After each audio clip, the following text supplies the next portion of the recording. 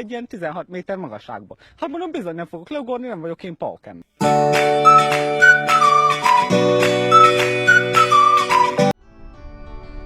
Egyszer, amikor Nessalinak semmi dolga nem akad, lement egy katakombába, hogy köcsög koboldokat kerülgessen. Azt mondta, hogy tovább dolcsol, mert nem áll meg pár parasztnak.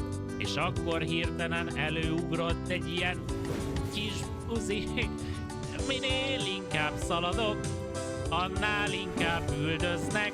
Minél inkább üldöznek, annál inkább meghalok. Minél inkább csapda, annál inkább balfasz. Minél inkább balfasz, annál inkább csapda.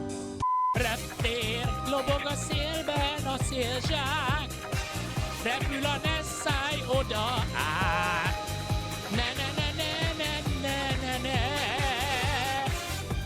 Reptér, futnak a csekről a szolgák, gyűlölik a Nessáj hangját. Ne ne ne ne ne ne ne ne.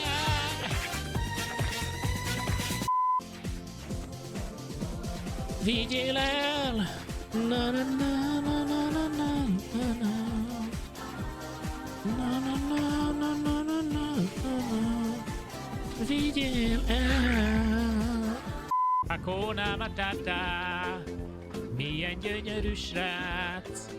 Hakuna Matata, átjutottunk, tess.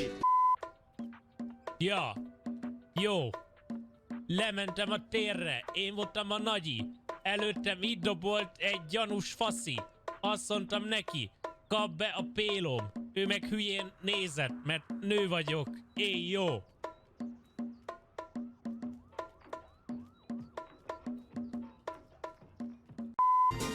Megtalállak még. Tudom, hogy a metró még nem elég. Megtalállak